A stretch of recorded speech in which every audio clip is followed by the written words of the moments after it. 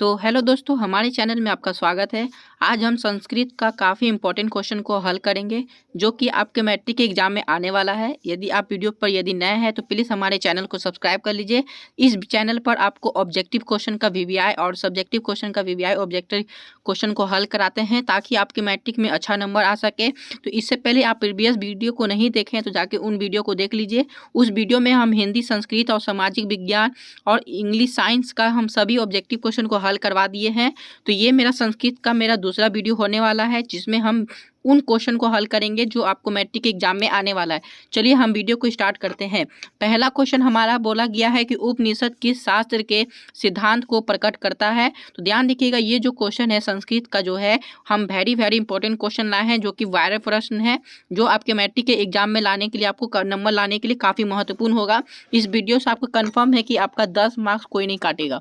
ठीक है, तो ध्यान रखिएगा, उपनिषद किस शास्त्र के सिद्धांत को प्रकट करता है। याद रखिएगा, उपनिषद जो है वो दर्शन शास्त्र को क्या करता है, प्रकट करता है। ठीक है, अब अगला क्वेश्चन चलेंगे। अगला क्वेश्चन पूछा गया है कि सत्यमेव जयते जो है वो जो शब्द है वो किस उपनिषद से लिया गया है। तो याद रखिएगा, सत्यमेव जयते जो शब्द, जो हमारा जो शब्द बना हुआ है वो मुंडको निषेध शब्द से हमारा क्या लिया गया है, सत्यमेव जयते। अब देखिए, किसकी गुफा में जो है आत्मा जो है वो निहत होती है। अब हमको बताना है कि किसकी गुफा में जो आत्मा होती है वो क्या होती है, तो निहत होती है। तो ध्यान रखिएगा, जीवों के शरीर में जो रूही गुफा जो होता है वो उसमें आत्मा क्या होती है दोस्तों, तो निहत होती है।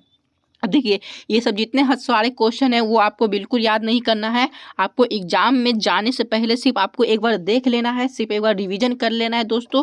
यकीन मानिए, इससे रिलेटेड आपको यदि वहाँ पे क्वेश्चन आएगा, आप पढ़े हुए रहेंगे तो आपको ऑटोमेटिक आपको आंसर क्या हो जाएगा, तो याद हो जाएगा। चलिए अगला क्वेश्चन हम पढ़ते हैं। अगला क्वेश्चन पूछा गया है, कौमुदी महोत्सव जो है वो कब मनाया जाता है। तो ध्यान रखिएगा दोस्तों, कौमुदी जो महोत्सव है वो शरद ऋतु में क्या किया जाता है, तो मनाया जाता है। अब देखिए, सिखों के जो 10वें गुरु है वो गुरु गोविंद सिंह का जो जन्म स्थान था वो कहाँ था। तो दोस्तों ध्यान रखिएगा, गुरु गोविंद सिंह का जो जन्म स्थान था वो कहाँ था दोस्तों, तो पटना में था।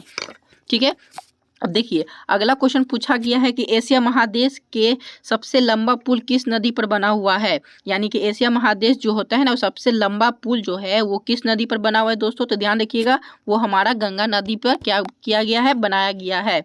अब देखिए, मुद्रा राक्षस जो ग्रंथ में किस शहर की प्राचीनता का संकेत है। यानी कि मुद्रा राक्षस जो ग्रंथ है वो किस शहर की प्राचीनता का क्या करता है, वो संकेत करता है दोस्तों। तो ध्यान रखिएगा, ब्रह्मास्त्र का क्या करता है, वो प्राचीनता का संकेत करता है, ब्रह्मपुत्र का। ठीक है दोस्तों, ब्रह्मपुत्र हो जाएगा इसका आंसर। अब देखिए, अपनी रचना काव्य मीमांसा में पाटलिपुत्र की प्राचीन सरस्वती परंपरा का उल्लेख किसने किया था। याद देखिएगा, परंपरा का उल्लेख जब भी आ जाए कहाँ पे, तो पाटलिपुत्रा के द्वारा। तो ध्यान देखिएगा, इसका जो आंसर जो बनेगा पाटलिपुत्रा के द्वारा वो क्या हो जाएगा, राजशेखर हो जाएगा। ठीक है दोस्तों, अब देखिए, शिव प्लस उपावसक की संधि क्या बनेगी। यानी कि शिव प्लस उपावसक की संधि क्या बनेगी दोस्तों। तो ध्यान रखिएगा, वो बनेगी शिवोपासक। क्या बनेगा दोस्तों, तो शिवोपासक बनेगा। ठीक है, अब देखिए, महानगरम में कौन सा समास है। देखिए, बार बार हम रिपीट बोलते हैं, चाहे वो हिंदी का पेपर हो या संस्कृत का पेपर हो। संस्कृत और हिंदी का जो पेपर होता है वो दोस्तों वो 100 मार्क्स होता है। यदि आप मैट्रिक में यदि आप फर्स्ट डिवीजन लाना चाहते हैं तो ये दो पेपर को काफ़ी आप मजबूत रखिए, ताकि ये दो पेपर जो होता है वो आपका मैट्रिक एग्जाम के लिए स्कोरिंग सब्जेक्ट होता है। इसलिए ये दो सब्जेक्ट को यदि आप मजबूत रखेंगे, और परसेंट सब्जेक्ट दोस्तों यदि आप 80+ लिया जा रहे हैं तो आपको तो 160 नंबर आपका यूं बनी है, सिर्फ 2 सब्जेक्ट से। अब बाकी आपके पास जो 3 सब्जेक्ट है उससे आप 50-50 भी लेके आ जाएंगे तो कंफर्म है कि आपकी जो मैट्रिक एग्जाम में 370+ कोई नहीं काटेगा। यदि आप 50+ किसी एक सब्जेक्ट से ऊपर जाते हैं तो हो सकता है आपके 400 भी आ जाए। ठीक है दोस्तों, इसलिए आप हिंदी संस्कृत पर ज़्यादा फोकस करिए। अब देखिए, महानगरम में कौन सा समास हो जाएगा। तो ध्यान रखिएगा दोस्तों, महानगरम में कर्मधारी समास बनेगा। अब देखिए, प्राचीनतम में कौन सा उपसर्ग है। प्राचीनतम में कौन सा उपसर्ग होगा दोस्तों, ध्यान रखिएगा, प्राचीनतम में हमारा प्रत्यय उपसर्ग बनेगा, क्योंकि उपसर्ग जो होता है वो शब्द के आगे बनता है। अब देखिए दोस्तों, सदैव में किन किन वर्णों की संधि हुई है। यानी कि सदैव शब्द में हमको बताना है कौन कौन सा वर्ण का जो हुआ है, क्या हुआ है दोस्तों, तो संधि हुआ है। तो ध्यान रखिएगा, सदैव में हमेशा आ प्लस ए आता है। ठीक है, अब देखिए, वीणा के योग में कौन सी विभक्ति होती है? ये आपके बहुत अच्छा क्वेश्चन है, ये मॉडल पेपर के भी क्वेश्चन आया हुआ था और ये लगभग 2017 में क्वेश्चन रिपीट हुआ था कि वीणा के योग में कौन सी विभक्ति होती है। तो ध्यान रखिएगा दोस्तों, वीणा के योग में हमेशा तृतीया विभक्ति होती है। अब देखिए, धारे रत मन में सूत्र का उदाहरण पर यदि प्रयोग करेंगे तो इसमें से कौन सा शब्द बनेगा? ध्यान रखिएगा दोस्तों, बालकाय मोदक रोचते, ये बिल्कुल इसका गलत आंसर हो जाएगा। इसको ऑप्शन आओ पढ़ेंगे और उसका ऑप्शन पूछा गया है राजा ब्राह्मण्य सा गा दादती, बिल्कुल ये ऑप्शन बिल्कुल राइट हो जाएगा दोस्तों। राजा ब्राह्मण्य गा दादती, इसका मतलब हो जाएगा राजा ब्राह्मण के समान जो क्या करता है वो दान करता है। ठीक है दोस्तों। अब देखिए, अगला क्वेश्चन पूछा गया है मुनि शब्द के तृतीया बहुवचन का एक रूप बताना है, यानी कि मुनि का हमको तृतीया बहुवचन का एक रूप बताना है दोस्तों। तो ध्यान रखिएगा, मुनि का जो तृतीया का बहुवचन जो हमारा बनेगा वो मुनि भी बनेगा। क्या बनेगा दोस्तों? मुनि भी बनेगा। ठीक है, आई होप कि आप समझ रहे होंगे। अगला क्वेश्चन देखिए, अगला क्वेश्चन पूछा गया है पिबती किस धातु का रूप होता है? तो पिबती जो होता है वो किस धातु का होता है? पिबती जो बनता है ना वो पा से बनता है, क्योंकि पा का मतलब होता है पीना। ठीक है, अब देखिए, साधो किस विभक्ति का रूप है? साधो जो होता है वो किस विभक्ति का रूप होता है? तो ध्यान रखिए दोस्तों, साधो जो है ना वो सप्तमी का होता है, क्योंकि सप्तमी डबल ओ की मात्रा होती है।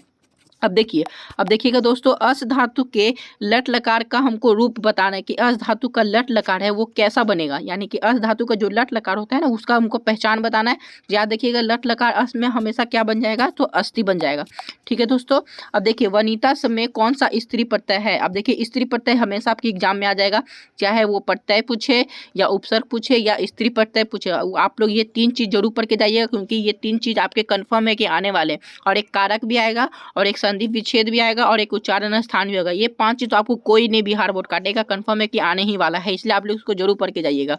तो ध्यान रखिएगा, वनिता में कौन सा स्त्री प्रत्यय होगा? तो वनिता में हमेशा चाप प्रत्यय बनेगा। कैसा बनेगा दोस्तों? तो चाप बनेगा।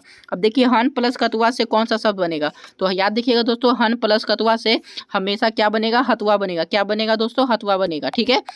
अब देखिए, मूल प्लस ठक से कौन सा पद बनेगा? यानी कि मूल प्लस ठक से हमको एक शब्द बनाना है, वो शब्द कौन सा होगा दोस्तों? तो मौलिक होगा। क्या होगा दोस्तों? तो मौलिक होगा। ठीक है दोस्तों। अब चलिए अगला क्वेश्चन चलेंगे। अगला क्वेश्चन पूछा गया है लोट लकार का उत्तम पुरुष का हमको एक वचन बताना है। लोट लकार का उत्तम पुरुष का हमें कैसा वचन बताना है? तो एक वचन में बताना है दोस्तों। तो ध्यान रखिएगा, लोट लकार का उत्तम पुरुष का एक वचन जो हमारा बनता है वो मौलिक बनता है। क्या बनता है दोस्तों? तो मौलिक बनता है। ठीक है। अब देखिए, अब लोट लकार का उत्तम पुरुष का एक वचन हमको बताना है। ठीक है, इसमें भी क्या पूछा गया था दोस्तों? इसमें देखिए, लोट लकार का उत्तम पुरुष का एक वचन और इसमें भी उत्तम पुरुष का एक वचन बताना है। ठीक है, लेकिन दोनों में सबका क्या है? क्वेश्चन में अलग है, ऑप्शन भी अलग है। ठीक है, क्वेश्चन बिल्कुल सेम है, लेकिन ऑप्शन क्या इसमें किया? थोड़ा सा चेंजिंग कर दिया है। तो ठीक है दोस्तों, इसका ध्यान रखिएगा। लोट लकार का उत्तम पुरुष का इस पर क्या बन जाएगा? तपानी बन जाएगा। क्या बनेगा दोस्तों? तो तपानी बन जाएगा। अब देखिए, पीतम में कौन सी विभक्ति होगी? पीतम में अब हमको विभक्ति के साथ इसका क्या पहचान बनाना है? हमको प्रत्यय बताना है। ठीक है, पीतम शब्द में कौन सा प्रत्यय बनेगा? तो ध्यान देखिएगा दोस्तों, पीतम में हमारा कौन सा प्रत्यय बनेगा? पा प्लस कत बनेगा। क्या बनेगा दोस्तों? पा प्लस कत बनेगा। अब देखिए, अगला क्वेश्चन पूछा गया है किस शब्द में हमें दास शब्द का प्रत्यय निकालना है, यानी कि दास शब्द में हमको कौन सा प्रत्यय होगा, हमको उसका पहचान निकालना है दोस्तों। ध्यान देखिएगा, दा में प्रत्यय जो होता है वो एकता होता है। क्या बन जाएगा दोस्तों? तो एकता बन जाएगा। ठीक है। अब देखिए, अगला क्वेश्चन पूछा गया है धर्मा अंतरम में संधि विच्छेद क्या होगा, यानी कि धर्मा अंतर का हमको यदि सही संधि विच्छेद निकालना है तो ध्यान रखिएगा दोस्तों, धर्मा अंतर का जो संधि विच्छेद बनेगा वो धर्म प्लस अंतरम बनेगा। क्या बनेगा दोस्तों? धर्म प्लस अंतरम। देखिए, अगला क्वेश्चन पूछा गया है कि किस पद में अवयवी भाव का समास होता है, यानी कि अवयवी भाव समास में कौन सा पद होगा ये हमको पहचानना है। तो ध्यान रखिएगा, अवयवी भाव उस पद को बोलते हैं जिसका पहला पद क्या हो? अवयव हो। तो यहाँ पे हमारा यथाशक्ति हो जाएगा, क्योंकि यथा से शक्ति बनता है। ठीक है, तो इसमें प्रथम पद क्या होता है? मेरा अवयव होता है। अब देखिए, आलसियों को प्रतिदिन इच्छा भोजन कौन दिलवाता था?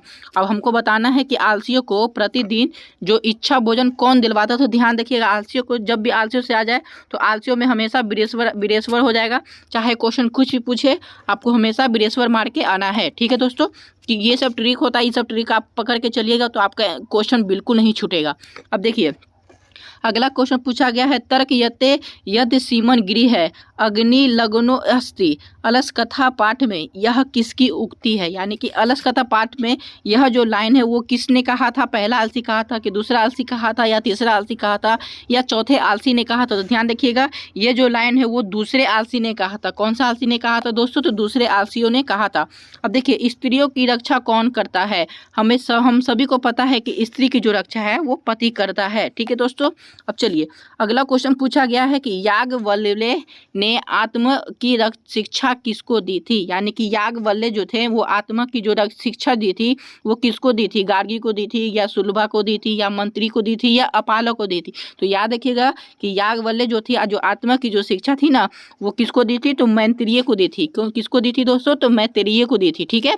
अगला देखिएगा, अगला क्वेश्चन पूछा गया है कि गंगा देवी ने किस महाकाव्य की रचना की थी। तो गंगा देवी जो थी ना वो मधुरा विजयम की महाकाव्य की क्या की थी दोस्तों, तो रचना की थी। देखिए अच्युत राय कहाँ के राजा थे। अब देखिए अच्युत राय थे वो कहाँ के राजा थे, ध्यान रखिएगा दोस्तों वो विजयनगर के क्या थे, वो राजा थे। अब देखिए अगला क्वेश्चन पूछा गया, अगला क्वेश्चन है स्वर्गा परवा अस्पदा मार्गे भूते किस देश को कहा जाता है। देखिए इतना लंबा वर्ड को आप तोड़ के पढ़िएगा। स्वर्गा परगुआ अस्पदा मार्गे भूते जो शब्द है वो किस देश के कहा गया है, किस देश को कहा गया है दोस्तों, तो बिल्कुल ध्यान रखिएगा ये जो शब्द है इतने बड़े से आपको घबराना नहीं है। स्वर्ग जो होता है वो भारत देश को कहा जाता है। ठीक है, ना कि जापान को कहा जाता है कि भारत एक स्वर्ग देश है। ठीक है क्योंकि भारत जो है वो स्वर्ग देश से बना हुआ है। यहाँ के नेचर, यहाँ की प्रकृति जो है वो काफ़ी स्वर्ग है, काफ़ी खूबसूरत है। ठीक है। अगला क्वेश्चन देखिएगा, अगला क्वेश्चन पूछा गया है कि सीमांतोन्नयन किस संस्कार के अंतर्गत आता है। तो ध्यान रखिएगा दोस्तों जो सीमांतोन्नयन है वो हमेशा जन्म के पहले आता है। ठीक है, जन्म के पहले को संस्कार को हम सीमांतोन्नयन संस्कार बोलते हैं। अब देखिए शैशव संस्कार कितने होते हैं, तो ध्यान रखिएगा दोस्तों ये भी काफ़ी इंपॉर्टेंट क्वेश्चन है क्योंकि ये क्वेश्चन जो है मॉडल पेपर से बार बार पूछा गया है। 2012 में पूछा गया है, 2014 में पूछा गया है और साथ ही साथ आपके 2018 में माफ़ कीजिएगा दोस्तों 2016 में क्वेश्चन पूछा गया। 3 साल से ये रिपीट कर रहा है और प्रत्येक में 2 साल का गैप है, लेकिन ये पिछले 2-3 साल से ये नहीं दे रहा। इसका मतलब ये नहीं कि इसके पढ़ के नहीं जाएंगे, आप संस्कार जरूर पढ़ के जाएंगे। हो सकता है संस्कार आपको क्वेश्चन में बिहार बोर्ड आपको देखने को मिलेगा। ठीक है, तो बताना है कि हमें शैशव संस्कार कितने होते हैं, तो ध्यान रखिएगा संस्कार हमें सब 6 होते हैं, यानी कि शैशव संस्कार भी हमारे 6 बनेंगे। ठीक है। अब देखिए कन्यादान किस संस्कार में होता है। हम सभी जानते हैं कि कन्यादान जो होता है, कन्यादान, सिंदूरदान, ठीक है, ये सब जो होता है ना ये सब विवाह में आता है। ठीक है दोस्तों, ये सब विवाह में आएगा। अब देखिए अब हमें नीति श्लोका पाठ के आधार पर अविश्वसनीय पर विश्वास कौन करता है, यानी कि नीति श्लोका पाठ के आधार पर बताना है। ठीक है, कि हमें अविश्वास पे हमें विश्वास करना है, तो ये कौन करेगा, अधम करेगा या मध्यम लोग करेंगे या पंडित करेंगे या उत्तम करेंगे। तो ध्यान रखिएगा ये अधम के अंतर्गत आएगा। किसके अंतर्गत आएगा दोस्तों, तो अधम के अंतर्गत आता है। अब देखिए सुखावाह क्या है, अब हमको बताना है कि सुखावाह क्या है। तो याद रखिएगा सुखावाह एक तरह का क्षमा है। क्या है दोस्तों, तो क्षमा है। अब देखिए मनोहर में कौन सी संधि होगी, तो ध्यान रखिएगा मनोहर शब्द में हमेशा विसर्ग संधि होती है। कैसा संधि होती है दोस्तों, तो विसर्ग संधि होती है।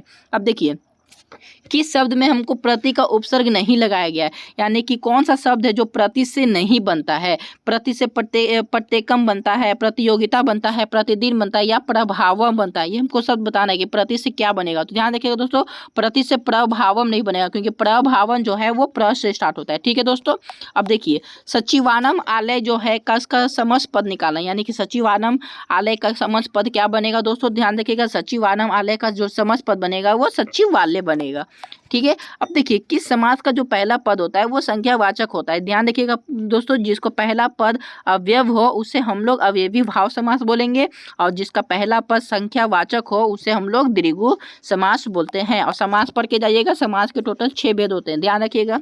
अब देखिए विछात पत्राणी पतंत, यानी कि वृक्ष से पत्ते गिरते हैं। विछात पत्राणी पतंती, यानी कि वृक्ष से पत्ते गिरते हैं। इस वाक्य में विछात जो है उसका पश्चिमी विभक्ति किस सूत्र से लिया गया है। ठीक है। क्वेश्चन आई होप कि आप समझे होंगे। विच्छाद पत्राणि पतन्ति, इस वाक्य में हमको जो विच्छाद जो शब्द है उसका हमको पश्चिमी विभक्ति जो बताना है वो किस सूत्र से लिया है, यानी किस फॉर्मूला से लिया गया है। तो ध्यान रखिएगा, वो धूम पाये अपदानम से लिया गया है। किससे लिया गया दोस्तों? ध्रुम पाये अपदानम से लिया गया है, क्योंकि अपदानम जो है ना, अपदानम का मतलब होता है गिरना। ठीक है। यदि दो व्यक्ति को यदि हम जुदा करेंगे ना, ध्यान से समझिएगा दोस्तों, यदि दो व्यक्ति को यदि हम जुदा करेंगे तो इसका मतलब होता है उसमें अपदान कारक लग रहा है। कैसा कारक लग रहा है? अपदान कारक लग रहा है, क्योंकि वृक्ष से पत्ते गिरे, यानी कि वृक्ष और पत्ते का कोई ना कोई तो आपस में संबंध बना होगा, तभी तो दोनों में क्या कर रहे हो, दोनों आपस में जुदा हो रहा है। ठीक है, क्योंकि वृक्ष से पत्ते गिर रहे हैं, तो इन दोनों के बीच में कौन सा कारक लगेगा दोस्तों? तो अपदान कारक लगेगा, क्योंकि अपदान कारक का क्या होता है? दो वस्तु को आपस से जुदा करना होता है। ठीक है दोस्तों, आई होप कि आप समझे होंगे। अब देखिए, क्रिया का आधार कौन सा कारक होता है। अब हमको बताना है कि क्रिया का जो आधार होता है वो कौन सा कारक होता है। दोस्तों ध्यान रखिएगा, क्रिया का जो आधार होता है वो अधिकरण होता है। कैसा है दोस्तों? अधिकरण होता है। अब देखिए, वयम किस शब्द का रूप होता है। अब वयम जो है वो किस शब्द का रूप होता है। तो पहला नंबर वयम को याद रखिएगा, संस्कृत में वयम को हम लोग बोलते हैं। ठीक है, तो इसमें हम लोग का किस शब्द का रूप बनेगा। तो ध्यान रखिएगा दोस्तों, वयम का जो शब्द का रूप बनेगा वो अस्मद बनेगा। क्या बनेगा दोस्तों? तो अस्मद बनेगा। अब देखिए, जे किस लकार का रूप होता है। तो ध्यान रखिएगा दोस्तों, जे जो है वो लीट लकार का रूप होता है, क्योंकि लीट लकार में ही चलता है। स्यंती, स्यथा, श्यामी, श्यावा, ये लीट लकार में होता है। देखिए लास्ट में सियती आ रहा है, यानी कि सियती, स्यथा, सियंती, स्यसी, स्यथा, स्यथा, श्यामी, श्यावा, श्यामा, ये चलता है किसमें? तो लीट लकार में चलता है। ठीक है, ये आपको लकार भी एक दो को पता होना चाहिए, लेकिन लकार से उतना क्वेश्चन नहीं पूछता है, आप घबराइए मत। ठीक है, अब देखिए, लेकिन प्रैक्टिस आप जरूर करेंगे, लकार को प्रैक्टिस करके जाएंगे। अब प्रैक्टिस क्या करना है, सिर्फ आपको एक बार देखना है, आपको आंसर ऑटोमेटिक याद हो जाएगा। अब देखिए, किस पद में कीर्तन प्रत्यय है। अब हमको बताना है कि कीर्तन प्रत्यय कौन सा शब्द में होगा। तो ध्यान रखिएगा दोस्तों, कीर्तन प्रत्यय जो होगा वो हमारा गति में बनेगा। कौन सा शब्द में बनेगा दोस्तों? तो गति में बनेगा। अब देखिए, लघु परस्तरम में कौन सा तद्धिति प्रत्यय है। तो ध्यान रखिएगा दोस्तों, लघु परस्तरम में कौन सा तद्धिति प्रत्यय निकलेगा। तो इसका जो आंसर होगा वो तरफ बनेगा। कौन सा बनेगा दोस्तों? तरफ बनेगा। अब देखिए, कुमार प्लस डीप से कौन सा पद बनेगा। कुमार प्लस डीप से कौन सा शब्द बनेगा दोस्तों? तो एक बात आपको हम फिर से बता देंगे, जब भी क्वेश्चन में डीप आ जाए तो ध्यान रखिएगा, डीप जो होता है वो स्त्री के लिए होता है। कैसा, किसके लिए होता है दोस्तों? तो स्त्री के लिए। डीप हो जाए या डीन हो जाए, वो किसके लिए शब्द बनेगा? तो स्त्री के लिए बनेगा। तो कुमार का स्त्री क्या बन जाएगा दोस्तों? तो कुमारी बन जाएगा। ठीक है दोस्तों, कुमार का स्त्री क्या बन जाएगा? कुमारी बन जाएगा। यदि यहाँ पे सोन रहता तो सोन का स्त्री क्या बनाते हैं हम लोग? सोनी बनाते हैं। ठीक है, यहाँ पे मोन रहता तो मोन का स्त्री क्या बनाते दोस्तों? तो हम लोग मोनी बनाते। आई होप कि आप समझे होंगे। तो चलिए, आज के सेशन का हमारा ये लास्ट क्वेश्चन है, और लास्ट क्वेश्चन ये हमें पूछा गया है कि P1 में कौन सा प्रत्यय होगा।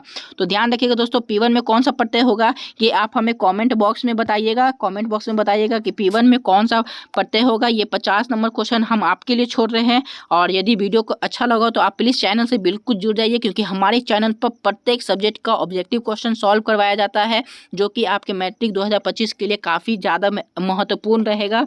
ठीक है, और जैसे जैसे आपका समय नज़दीक आ रहा है, हम वैसे वैसे हम आपकी तैयारी काफ़ी मजबूत कराते जा रहे हैं। ठीक है, आई होप कि आप प्रैक्टिस बिल्कुल अच्छे तरीके से कर रहे होंगे। यदि नहीं कर रहे हो तो प्लीज़ आप लोग सीरियस होकर सिर्फ 10 दिन बढ़िया से मेहनत कर लीजिए, आपका रिजल्ट बहुत अच्छा आने वाला है। बस आप लोग एक बार अपने मन से सिर्फ एक बार भयम निकाल दीजिए कि ये मैट्रिक बहुत ज़्यादा टफ नहीं होता है। ठीक है, बहुत ईजी है, बस अपने आप पर विश्वास रखना है दोस्तों। अपने आप पर विश्वास रखिए, देखिए ये काफ़ी अच्छा रिजल्ट आपके लिए ग्रो करेगा। ठीक है, यदि कोई भी डाउट हो तो आप हमें कमेंट में बॉक्स में यदि आप कीजिएगा, हम आपके जल्दी कमेंट बॉक्स में रिप्लाई करेंगे, ताकि आपका जो रिजल्ट है वो काफ़ी ग्रो करे। और अपने मगन से और अपने लगन से और अपने खुद पर विश्वास से मैट्रिक का तैयारी कीजिए। और फिर मिलते हैं फिर नेक्स्ट वीडियो में, तब तक के लिए थैंक यू।